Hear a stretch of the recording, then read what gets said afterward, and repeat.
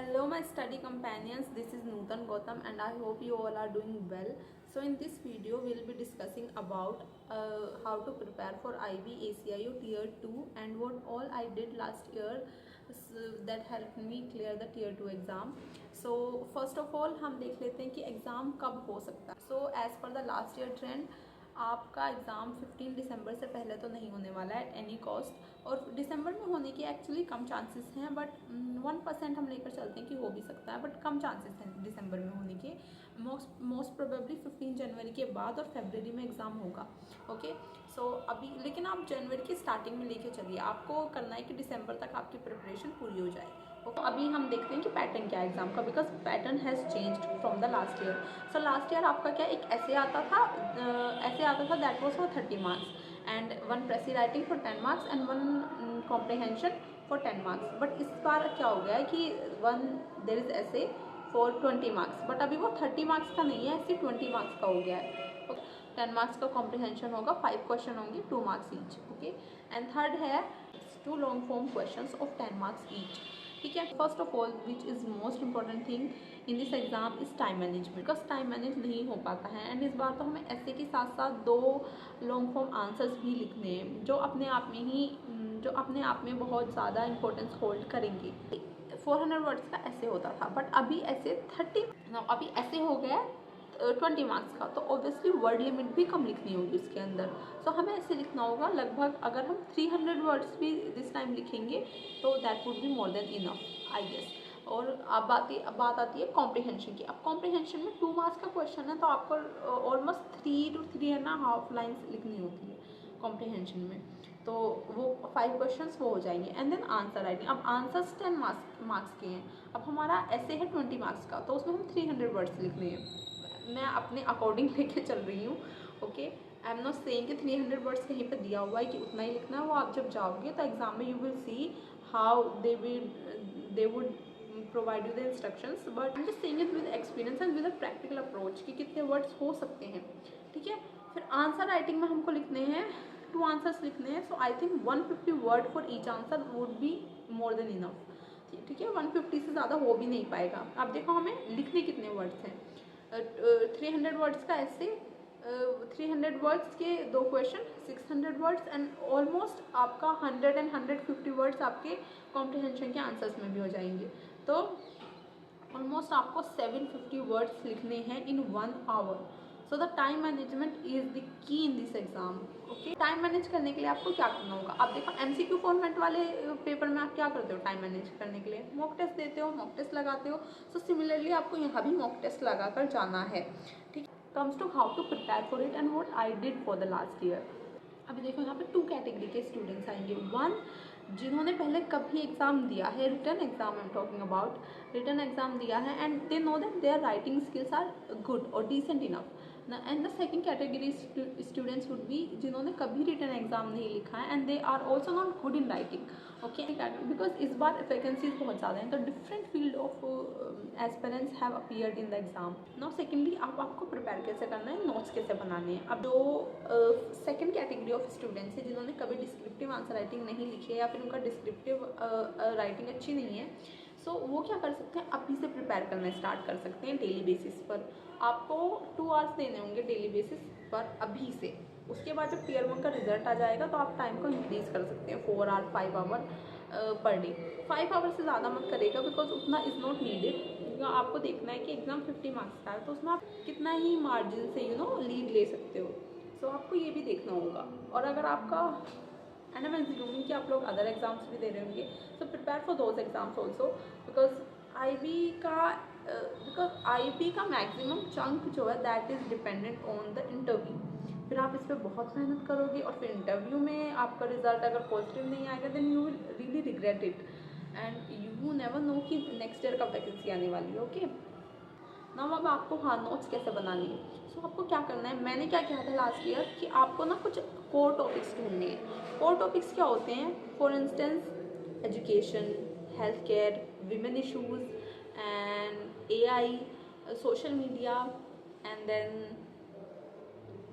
poverty, hunger, refugee, and India's border issues, because internal security का exam, because IB का exam तो internal security issues बहुत important हो जाते हैं इंडिया के, voter crisis, okay, so these are the core issues, okay, ये current affair से रिलेटेड नहीं है, दीज आर द इशूज़ की करंट अफेयर में जो कुछ भी आएगा would be related to all these issues only, okay.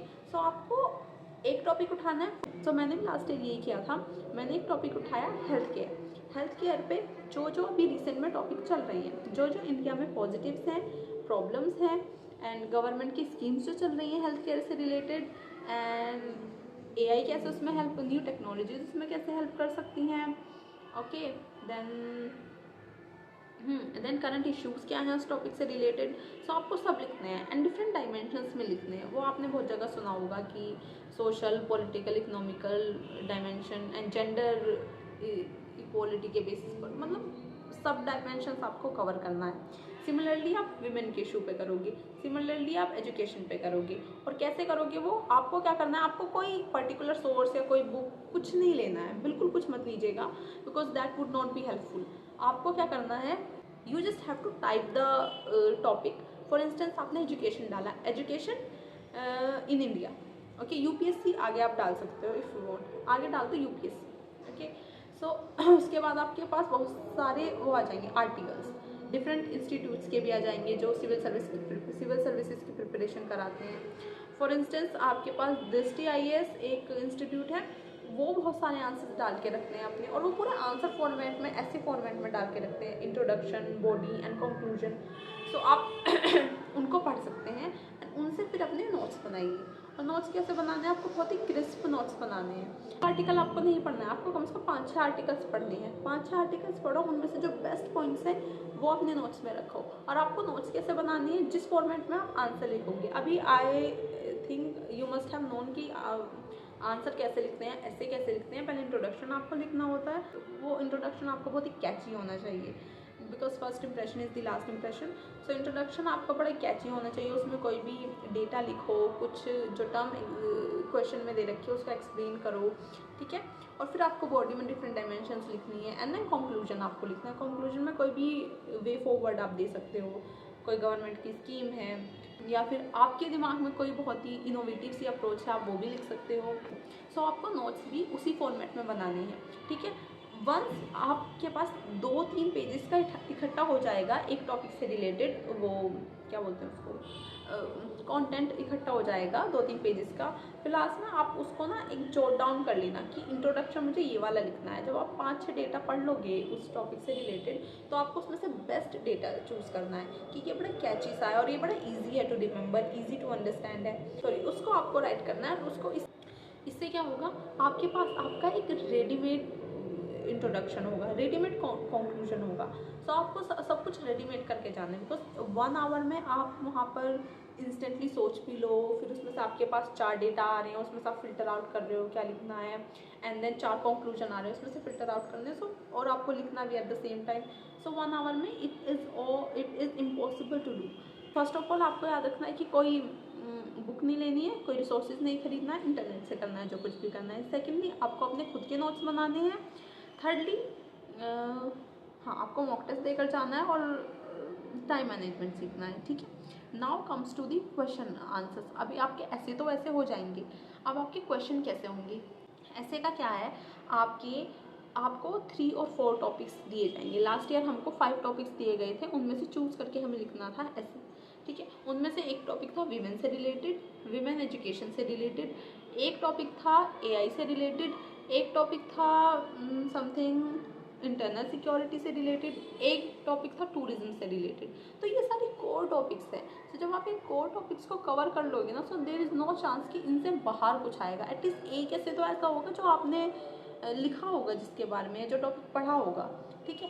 ऐसे ही ऐसे आते हैं आईबी में, इतने डिफिकल्ट ऐसे नहीं आ जाए कि कोई आउट ऑफ द बॉक्स आ जाएगा, या फिर बहुत डिफरेंट आ जाएगा, या फिर कोई डिफरेंट टॉपिक से पूछ लिया जाएगा, वैसा नहीं होगा। बहुत ईजी ऐसे पूछा जाता है। और इस टाइम जैसे कि टियर 1 का एग्ज़ाम ईजी था, तो वी कैन एक्सपेक्ट कि टियर 2 का एग्ज़ाम भी ईजी लाइंस पर ही आएगा। और कॉम्प्रिहेंशन के बारे में I am not talking about, because comprehension बहुत ईजी होता है। If you will learn how to write essay and how to write answer, आपको कॉम्प्रिहेंशन के आंसर लिखना भी इजीली आ जाएगा, because if you can write 10 marks का answer, so you can also write 2 marks का answer, it would be cake work for you. Answer जो आएंगे आपके वो करंट टॉपिक्स आएंगे, वो कोर टॉपिक्स से नहीं आने वाले हैं आपके, तो वो आपको कहाँ से प्रिपेयर करने हैं। सो उसको आपको प्रिपेयर करना है, आप कोई भी करंट अफेयर की मैगजीन उठाना है ना। फॉर इंस्टेंस आपने विजन IAS की मैगजीन उठाई, उसमें से आपको पॉलिटी के सेक्शन पे जाना है, सोशल इश्यूज़ के सेक्शन पे जाना है, और उसमें देखना है कि क्या क्या टॉपिक, सिर्फ आपको इंडेक्स देखना है उसके अंदर से वो टॉपिक पढ़ना नहीं है, आप इंडेक्स देखोगे।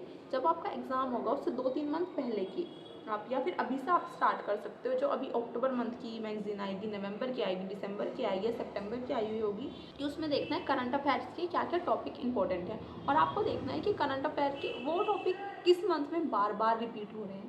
ओके, आप पूरे ईयर का भी देख सकते हो, जो टॉपिक बार बार रिपीट हुए हैं इस ईयर में, फॉर इंस्टेंस नेपाल का इशू, वो बहुत बड़ा इशू है, तो देयर आर हाई चांसेस कि वो बार बार रिपीट हुआ होगा टॉपिक करंट अफेयर्स में। ओके, सो आपको देखना है कि वो टॉपिक बार बार रिपीट हुआ है, आपको उस टॉपिक को उठाना है, उस टॉपिक को प्रिपेयर करना है, एंड दैट्स इट। और फिर आपके कोर टॉपिक्स की तैयारी होंगे, उस टॉपिक्स में, उस कोर टॉपिक्स की जो आपकी नॉलेज है उसको यूज़ कर लेना। सो आपको यहाँ पर ना स्मार्ट वर्क करना है, हार्ड वर्क नहीं करना है गधों की तरह कि आप हर टॉपिक को पढ़े जा रहे हो। अगर आपको वहाँ कोई न्यू टॉपिक भी दिखेगा ना, so you have to prepare your mind like that, जो आपको मॉक टेस्ट देने से आ जाएगा कि आपको नए टॉपिक को टैकल कैसे करना है, और आपकी जो एग्जिस्टिंग नॉलेज है, जो आपने वो कोर टॉपिक्स के नोट्स बनाकर ली है, या फिर जो आपने करंट टॉपिक्स पढ़े हैं उसका यूज़ करके आप आंसर राइटिंग कर सको। सो अभी आपको ये टफ लग रहा होगा, बिकॉज कि अगर यार कोई नया टॉपिक आ गया तो मैं कैसे उसके ऊपर आंसर लिखूंगा, कैसे उसके ऊपर ऐसे लिखूंगा, but once you will have a pool of knowledge, आपके पास अच्छे खासे नोट्स हो जाएंगे, आपने अच्छे खासे टॉपिक्स को टच अपॉन कर लिया होगा, then it would be very easy कि आप किसी भी टॉपिक को उठा के ले लो, किसी भी टॉपिक पर आप आंसर लिख सकते हो। तो ज़्यादा घबराना नहीं है, एग्ज़ाम ईजी ही आता है, उतना डिफिकल्ट नहीं आता है। वो जो उनकी मार्किंग स्कीम होती है, जो चेकिंग स्कीम होती है, वो भी इतना डिफिकल्ट नहीं होते, बिकॉज दे ऑल्सो वॉन्ट कि मैक्सिमम लोग जो है इंटरव्यू में अपेयर करें। That's why interview is for 100 marks, because maximum जो evaluation they will do in interview, and if you will prepare that way and if you will do this much, then you will definitely get a chance for the interview। and मैंने तो last year के exam में बिल्कुल भी preparation नहीं की थी, and इस ईयर भी मैं सिर्फ एग्ज़ाम के डेट से 1 मंथ पहले ही प्रिपरेशन स्टार्ट करूँगी, बिकॉज मेरा तो कुछ पहले का, मैंने बहुत सारे डिस्क्रिप्टिव एग्जाम्स ऑलरेडी दिए हैं, क्लियर भी किए हैं, so I have a decent knowledge of descriptive answer writing. Last year मुझसे इतने ब्लंडर हुए थे ना एग्ज़ाम में, इतने ब्लंडर हुए थे। मैं ना प्रेसी में टाइटल लिखना बहुत इंपॉर्टेंट होता है, मैंने टाइटल ही नहीं लिखा था, और वो 2 मार्क्स का होता है, तो 2 मार्क्स स्ट्रेट अवे वहाँ से कट हो गए। एक कॉम्प्रिहेंशन का मेरा आंसर ही छूट गया था, आई डोंट नो मैं कहाँ खोई हुई थी कि कॉम्प्रिहेंशन का आंसर ही मैंने छोड़ दिया, and it was so easy, so 2 marks मेरे वहाँ पे कट हो गए। Still I got the call for the interview.